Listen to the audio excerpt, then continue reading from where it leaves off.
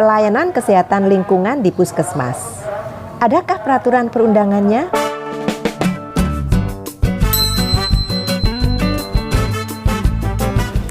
Assalamualaikum warahmatullahi wabarakatuh. Sobat sehat, bertemu kembali dengan saya Dr. Sufi.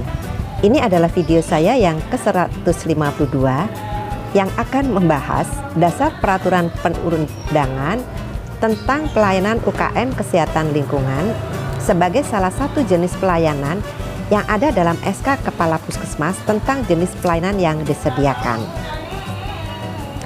Sebelum melihat video 152 ini, saya anjurkan Sobat Sehat melihat dulu video 10 tentang pelayanan UKM Kesling di Puskesmas dan video 37 tentang tenaga kesehatan lingkungan. Seperti kita sudah bahas sebelumnya, dalam konsideran mengingat dalam SK Kepala Puskesmas tentang jenis pelayanan yang disediakan harus memuat dasar kewenangan dan peraturan perundangan yang memerintahkan pembuatan surat keputusan tersebut dan peraturan perundangan tersebut yang terbaru dan tidak dicabut. Peraturan terkait dengan pelayanan kesehatan lingkungan di Puskesmas adalah Permenkes RI nomor 13 tahun 2015 tentang pelayanan kesehatan lingkungan di puskesmas. Yuk kita pelajari seperti apa isinya. Pelayanan kesehatan lingkungan adalah kegiatan atau serangkaian kegiatan yang ditujukan untuk mewujudkan kualitas lingkungan yang sehat, baik dari aspek fisik, kimia, biologi, maupun sosial, guna mencegah penyakit dan atau gangguan kesehatan yang diakibatkan oleh faktor risiko lingkungan. Faktor risiko lingkungan adalah hal, keadaan, atau peristiwa yang berkaitan dengan kualitas media lingkungan yang mempengaruhi atau berkontribusi terhadap terjadinya penyakit dan atau gangguan kesehatan. Konseling adalah hubungan komunikasi antara tenaga kesehatan lingkungan dengan pasien yang bertujuan untuk mengenali dan memecahkan masalah kesehatan lingkungan yang dihadapi. Inspeksi kesehatan lingkungan adalah kegiatan pemeriksaan dan pengamatan secara langsung terhadap media lingkungan dalam rangka pengawasan berdasarkan standar, norma, dan baku mutu yang berlaku untuk meningkatkan kualitas lingkungan yang sehat. Sedangkan intervensi kesehatan lingkungan adalah tindakan penyehatan, pengamanan, dan pengendalian untuk mewujudkan kualitas lingkungan yang sehat, baik dari aspek fisik, kimia, biologi, maupun sosial. Tenaga kesehatan lingkungan adalah setiap orang yang telah lulus pendidikan minimal diploma 3 di bidang kesehatan lingkungan sesuai dengan ketentuan peraturan perundang-undangan. Selanjutnya kita akan membahas tentang penyelenggaraan pelayanan kesehatan lingkungan. Setiap puskesmas wajib menyelenggarakan pelayanan kesehatan lingkungan. Pelayanan kesehatan lingkungan merupakan bagian dari pelayanan kesehatan paripurna yang diberikan kepada pasien. Kegiatan pelayanan kesehatan lingkungan dilakukan dalam bentuk 1. Konseling, 2. Inspeksi kesehatan lingkungan, dan atau 3. Intervensi kesehatan lingkungan. Kita akan bahas satu persatu. Sekarang kita akan membahas tentang konseling. Konseling meliputi 1. Konseling dilakukan terhadap pasien. 2. Konseling dilakukan oleh tenaga kesehatan lingkungan. 3. Konseling terhadap pasien yang menderita penyakit dan atau gangguan kesehatan yang diakibatkan oleh faktor risiko lingkungan dilaksanakan secara terintegrasi dengan pelayanan pengobatan dan atau perawatan. 4. Dalam hal pasien yang menderita penyakit dan atau gangguan kesehatan yang diakibatkan oleh faktor risiko lingkungan tidak memungkinkan untuk menerima konseling, konseling dapat dilakukan terhadap keluarga atau pihak yang mendampingi. 5. Konseling dapat menggunakan alat peraga, percontohan, dan media informasi cetak atau elektronik. 6. Pelayanan konseling di puskesmas harus dilaksanakan setiap hari kerja. Berdasarkan konseling terhadap pasien dan atau hasil surveillance kesehatan yang menunjukkan kecenderungan berkembang atau meluasnya penyakit atau kejadian kesakitan akibat faktor risiko lingkungan, tenaga kesehatan lingkungan harus melakukan inspeksi kesehatan lingkungan terhadap media lingkungan. Inspeksi kesehatan lingkungan dilakukan dengan cara antara lain 1. Pengamatan fisik media lingkungan, 2. Pengukuran media lingkungan di tempat, 3. Uji laboratorium, dan atau 4. Analisis risiko kesehatan lingkungan.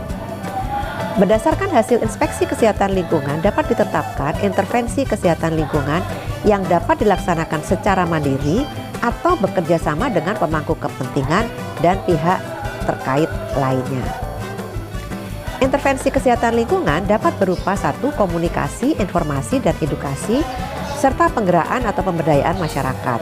2. Perbaikan dan pembangunan sarana. 3. Pengembangan teknologi tepat guna. Dan atau 4. Rekayasa lingkungan. Kegiatan inspeksi kesehatan lingkungan dan intervensi kesehatan lingkungan dapat dilaksanakan di luar jam kerja puskesmas. Dalam rangka melaksanakan program kesehatan, pengawasan kualitas media lingkungan secara berkala atau penanggulangan kejadian luar biasa atau wabah. Tenaga kesehatan lingkungan di puskesmas harus melakukan inspeksi kesehatan lingkungan dan atau intervensi kesehatan lingkungan pada pemukiman, tempat kerja, tempat rekreasi, dan tempat dan fasilitas umum sesuai dengan ketentuan peraturan perundang-undangan. Kegiatan inspeksi kesehatan lingkungan dan atau intervensi kesehatan lingkungan dapat dilakukan secara terintegrasi dengan kegiatan lintas program dan lintas sektor yang terkait. Dalam melaksanakan program kesehatan atau pengawasan kualitas media lingkungan, tenaga kesehatan lingkungan berhak atas beberapa hal. Yang pertama, akses informasi yang diperlukan. 2. Akses memasuki tempat yang dicurigai memiliki potensi berkembangnya faktor risiko lingkungan. Dan 3. Pengambilan dan pengujian sampel media lingkungan dan atau spesimen biomarker. Apabila hasil analisis faktor risiko lingkungan dalam pelaksanaan inspeksi kesehatan lingkungan menunjukkan besar dan luasnya potensi risiko sampai di luar wilayah kerjanya, tenaga kesehatan lingkungan wajib menyampaikan laporan kepada Kepala Dinas Kesehatan Kabupaten Kota setempat melalui Kepala Puskesmas untuk dilakukan intervensi kesehatan lingkungan secara terintegrasi. Dalam hal intervensi kesehatan lingkungan secara terintegrasi memerlukan koordinasi lintas sektor, Kepala Dinas Kesehatan Kabupaten Kota setempat wajib melaporkan kepada Bupati atau Wali Kota. Ketentuan lebih lanjut mengenai penyelenggaraan pelayanan kesehatan lingkungan di puskesmas tercantum dalam lampiran Permenkes 13 tahun 2015 ini yang merupakan bagian tidak terpisahkan dari peraturan ini. Selanjutnya kita akan bahas sumber daya. Untuk terselenggaranya kegiatan pelayanan kesehatan lingkungan di puskesmas harus didukung dengan ketersediaan antara lain 1. Sumber daya manusia, 2. Sarana dan prasarana yang diperlukan, dan 3.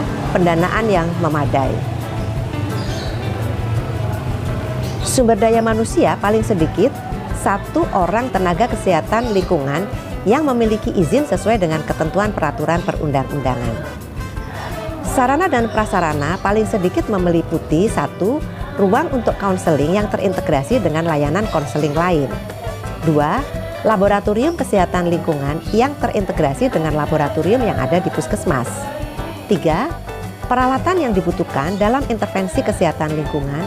Dan 4. Media komunikasi, informasi, dan edukasi. Ruang merupakan ruangan promosi kesehatan sesuai dengan ketentuan peraturan perundang-undangan. Pendanaan dibebankan pada anggaran pemerintah daerah, dan atau sumber lain yang sah sesuai dengan ketentuan peraturan dan perundang-undangan.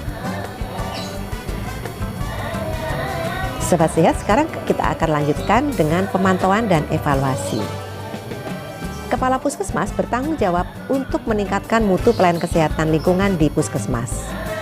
Untuk meningkatkan mutu pelayanan kesehatan lingkungan, dilakukan pemantauan dan evaluasi pelayanan kesehatan lingkungan di Puskesmas. Pemantauan dan evaluasi pelayanan kesehatan lingkungan di Puskesmas mencakup pelayanan kesehatan lingkungan di puskesmas, dan pelaksanaan pengawasan kualitas media lingkungan dalam rangka program kesehatan. Hasil pemantauan dan evaluasi dibahas dalam pertemuan integrasi lintas program puskesmas secara berkala. Hasil pemantauan dan evaluasi digunakan untuk mengukur kinerja pelayanan kesehatan lingkungan di puskesmas yang sekaligus menjadi indikator dalam penilaian akreditasi puskesmas. Selanjutnya kita akan bahas pencatatan dan pelaporan. Setiap pasien yang diberikan pelayanan kesehatan lingkungan di puskesmas wajib dicatat dalam lambar status kesehatan lingkungan puskesmas dengan menggunakan contoh sebagaimana terlampir dalam Permenkes ini. Lembar status kesehatan lingkungan pasien merupakan resume atau kesimpulan hasil konseling, hasil inspeksi kesehatan lingkungan yang dilakukan terhadap pasien, dan intervensi kesehatan lingkungan yang dilakukan. Puskesmas wajib menyampaikan laporan kegiatan pelayanan kesehatan lingkungan secara berkala kepada Kepala Dinas Kesehatan Kabupaten Kota.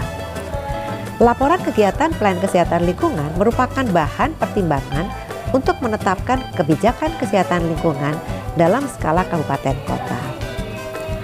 Dalam hal pasien yang diberikan pelayanan kesehatan lingkungan adalah anggota masyarakat yang bertempat tinggal di luar wilayah puskesmas, maka Kepala Puskesmas wajib melaporkan kepada Kepala Dinas Kabupaten Kota setempat untuk ditindaklanjuti.